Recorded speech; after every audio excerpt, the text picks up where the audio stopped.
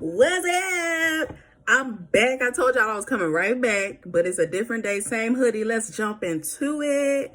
So we talking about Married at First Sight, episode 3 of season 12. And let's just get into it because, honey, my spirit is vexed after watching this episode.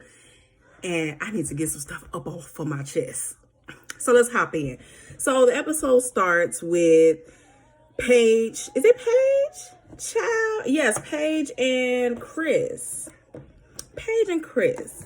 So in the last episode at the end, they kind of had us on the edge of our seat, kind of getting us ready for his reaction to Paige.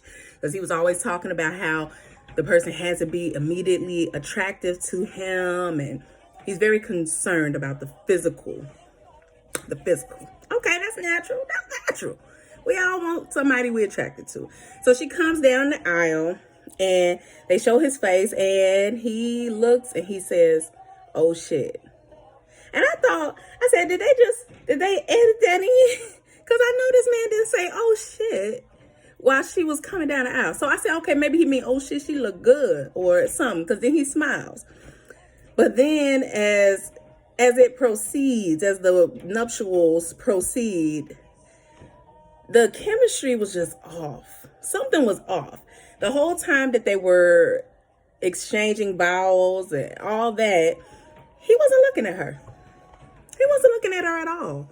He was looking at the reverend who was marrying them, the sky, the imaginary friend that he brought with him.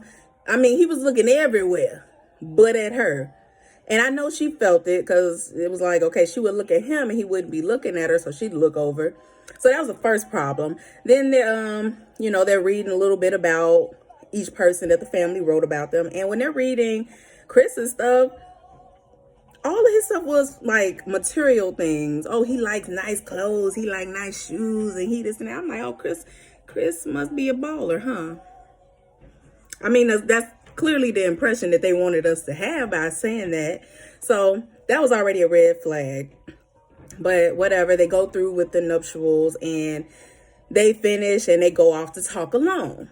And that is where the bullshit ensues. So they walk over to the small table and they start to talk and get to know each other a little bit better. So the first thing that Paige mentions is that she thought it was really cool that he had sent her a gift before the wedding, and it was an infinity symbol necklace. And she happens to have an infinity tattoo. So she thought that was really cool and like a divine confirmation that they were meant for each other. All that good shit. So then he asks her, "Oh, you have tattoos? How many do you have?" She tells him, and then she says, "Oh, what, do you have any?" And he said, "One." Okay, so he shows her, it's on his wrist or whatever, and she says, "Oh, it's a cross or something." She's like, "Oh, that looks fresh, Oh, how long ago?" He done got that thing like a few weeks ago. So I'm like, okay, did he get that to help him pull through, get a cross for his faith while he's going through this process? Hell no, that ain't why.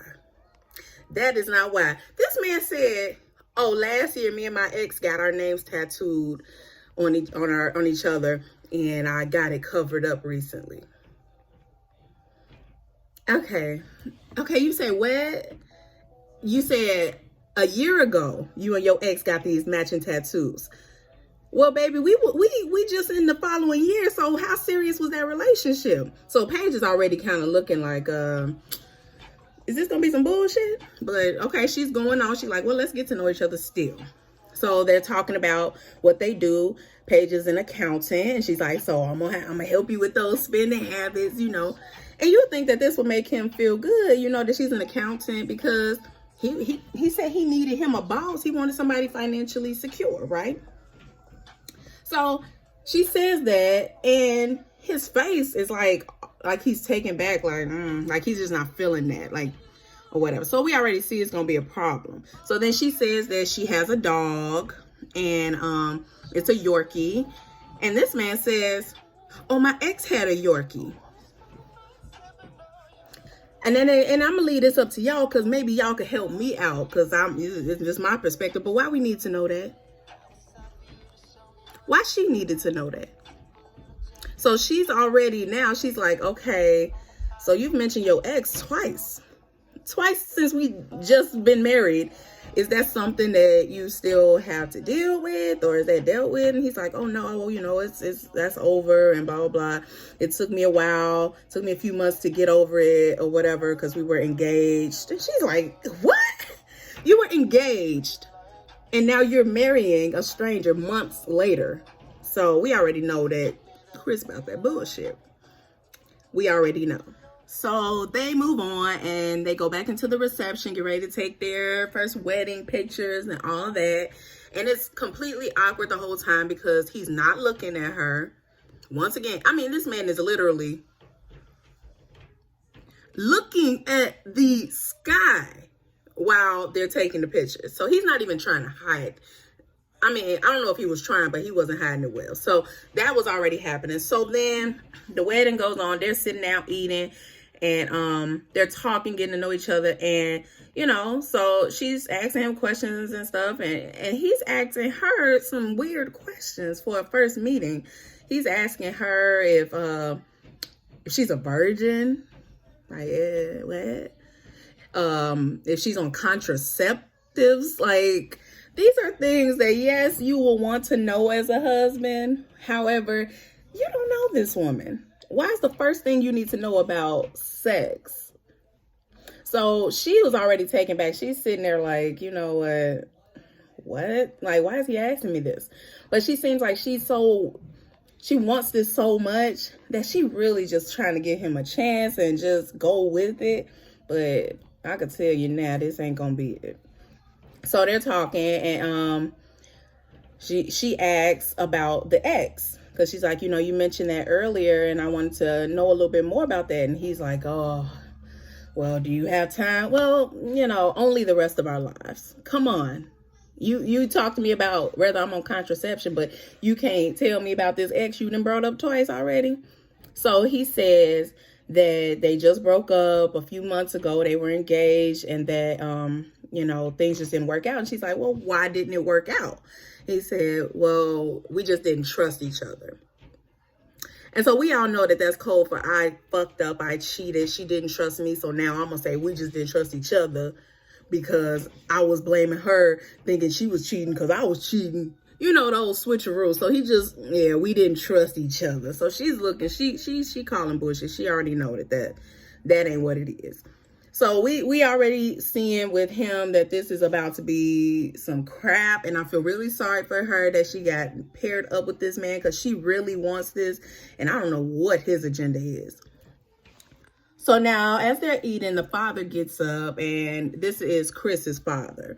He wants to make a toast, which is normal. So, hey, come on, daddy, let's hear what you got to say. And we're gonna leave his hips out of this because that don't mean nothing to the story. So he gets up and he makes a toast. And in his toast, he says that he's ready for grandkids. And I'm like, come on. Can they let the ink dry on their marriage certificate? They just learned each other's names. So that's already letting me know that Chris probably just like his daddy in some ways. And that ain't going to be good. So that happens. And then they move on. And they're talking to like each other's family and friends. So I'll start with Paige's discussion with the daddy since we talking about him already. We might as well get this nigga out the way. So she's talking to his mom and dad, Chris's mom and dad, and she's just asking for advice and, saying, are you have any words of encouragement, things I should know? And the daddy is like, y'all, the daddy gonna say to her that basically when he, gets off of work and when he comes in, he needs to be basically met with some ass. Is what he said to this girl that he does not know, that he just met on her wedding day. Like, where in what world is it appropriate or okay for the father to talk to his daughter-in-law about their sex life and how much sex she should be giving his son? So now we know for sure that these niggas is crazy. Now we know for sure. And so the mom, she gives a little, she just tells her like, don't let arguments linger on for days and months and all that. And she throws in, take your time on having kids. Cause she hear this crazy ass daddy next to her, and she like, this, he ain't right in the head. Don't listen to him. Wait to have kids. Okay, so we slide over to Chris, and he's talking to Paige's bridesmaids. And they're like, you know, what do you think of Paige and all this and that? And any sensible man will be like, oh, she's beautiful. I can't wait to get to know her, you know, blah, blah, blah. Oh, but not Chris, because he's not a sensible man. So he says, basically, she's attractive in her own way. And she may be the woman that he needs, but she is not the woman that he has wanted. And I don't know why he felt the need to say that to them. You know, these are her friends and family, really. So he says he's used to dating a certain type of woman, a more pretty, and his words, not mine, he's used to dating pretty women. Now, I didn't mention this because it's not very important, but Paige is a darker skinned, chocolatey, velvet skin girl. Beautiful. Okay, beautiful. But old Crater Face seems to have a problem with that, because all he could compliment was the fact that she has a fat ass. That was the only compliment that this man could even reach in his Barney bag of stupid shit that he says and grab out. So they're looking at him like, what? And he's like, basically, he doesn't look at Paige as a trophy wife. And her friend's like, no, she could be considered a trophy wife. She's beautiful. She's accomplished. She has a great heart. You know, there's all this great shit about her. So why would you say that? So that he's losing them at this point. And I feel like, in a small way, I feel like he's doing this on purpose, because why would you say this? You know, are you trying to sabotage it because you don't want to be married to her now? You done seen her and you hope it end. You trying to make shit bad? Because why would you say that? And then he goes on to mention the ex, because we need to hear about her for the fourth time. We do, right? On their wedding day, we need to hear about his ex. So he mentions that they were engaged a few months ago, and her bridesmaids were like, oh, that's not that long ago, you know? And so now everybody is looking at him crazy at this point. So now they're done talking, and we see her talking, Paige talking to her bridesmaids, and they're telling her their concerns, but they're trying to be nice. You can tell that they don't want to ruin her day. They don't want to mess up her happiness and seem like they some hating ass hoes. They don't want to do that. So they're just telling her what he said. And you know, she got enough sense about her. She's worried, but she's staying positive, and you know, good for her. Good for Paige. I hope that, you know, she gets something good out of this. I ain't sure if it's going to be from Chris, though. Just straight up. I don't see it in him. He don't seem to, for him to have been portraying this God-fearing guy and all these things, nothing he has done has reflected any of that, you know. And then you see him talking to his groomsmen, and they're like talking about how she looks, and oh, you see that ass though, oh, that body and this and that. And I'm like, is this your wife? Let alone, first of all, most men not finna let their boys talk about their girl like that. What you talking about my girl body for? Why would you be talking to them about her body, let alone your wife? So we already know that Chris is garbage, and it seems like his goal was to prove it to us every second of this episode, and he did. One thing I don't want to forget to mention that I left out when they were talking about what Paige does and stuff, and what he does when they were eating, and he was telling Paige that he had gotten an entry-level position in another state. I think he said Phoenix or something, doesn't matter. Well, apparently he got there and the job didn't pan out, and he had enough money for either an apartment or a car. Well, what do you think he chose? That's right, your man's picked the car. All right. So we also see now that his judgment is impaired as a man. So he lived in his car for like 4 months, he said. So he finally moved to Atlanta, where he had another job. And his first check was $1,200. Like Paige was supposed to start clapping. Like, sir, that's not anything. She is an accountant and a realtor. She mentioned she owns a property that she rents out. All that. And you trying to impress her with your $1,200 check, baby? Try again. Bad Chris. Bad Chris. Oh, child. Okay, let's leave Chris and Paige where they at, and we'll talk about them a little bit more later about their first night together. But let's slide over to Haley and Jacob. So they saved this couple for last, and I believe it's because they wanted to make sure that everybody watched. Because if they had started with them, baby, nobody would have kept watching. This shit was so boring. It was like watching paint dry. So we meet Haley and Jacob is also another kind of a quirky dude or whatever, kind of nerdy or whatever. And Haley, I don't even know nothing about her. I'm just gonna keep it real with y'all. This section gonna be real short. I don't remember nothing about them really. So only thing I remember about him is that he likes 80s things, and he got himself a fanny pack. They were having a sale at the Gap.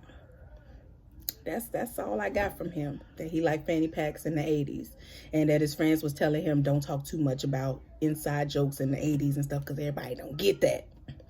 So they meet at the altar, and he's kind of standing there looking crazy and weird and quirky and awkward. And I could tell right away that she wasn't feeling him. I don't know if y'all saw it in her, but she kind of was like, I know y'all lying.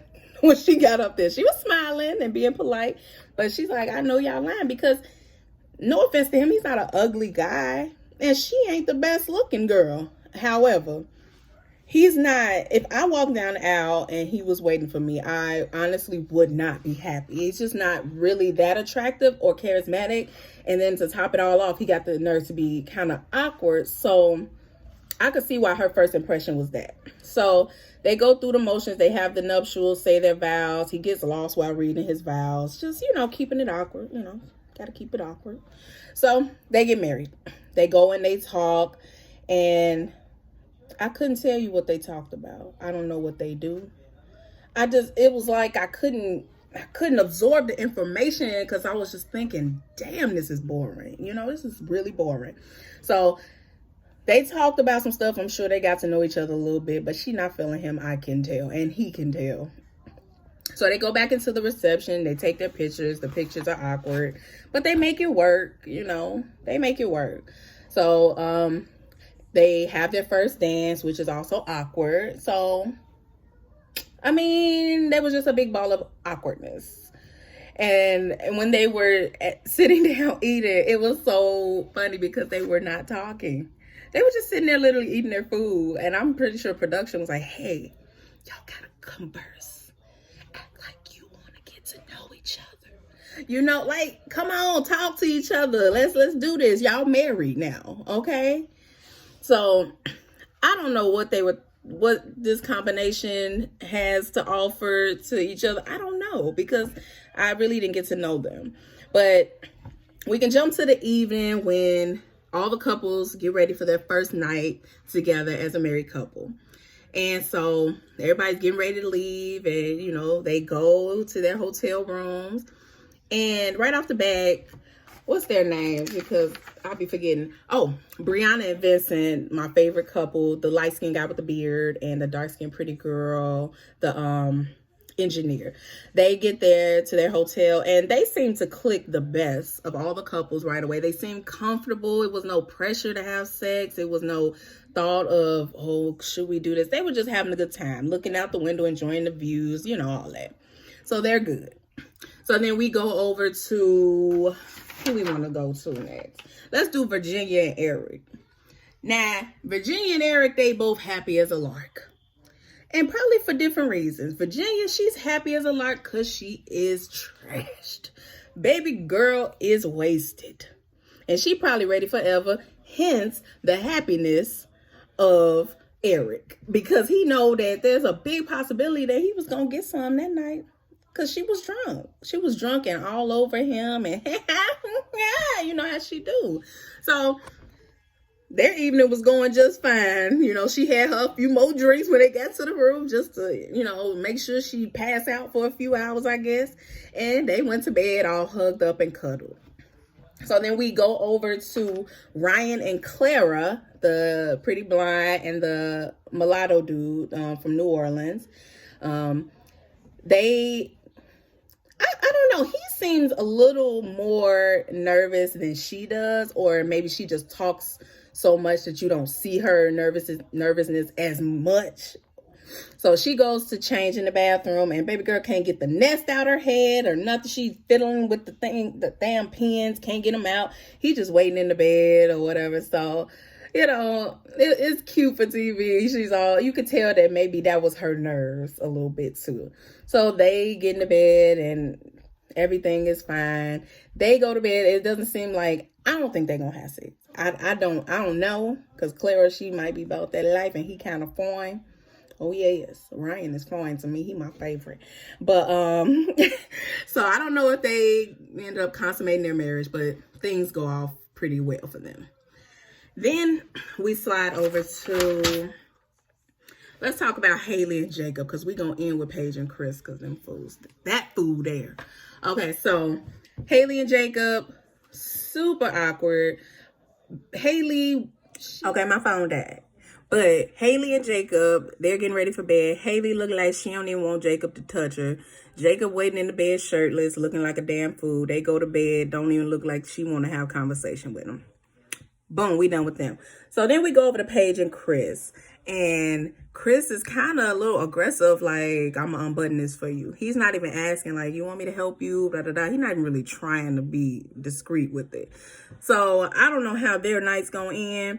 I don't think she has any intention on sleeping with him, but she also seems like she'll go with this. So I hope she don't fuck that dude, because from the looks of this season, it's about to be a whole lot of stuff with him, and we hearing about some baby he might have and all that. So we'll see, but I'll see you guys on the next episode review, episode 4. Don't forget to rate, comment, and subscribe.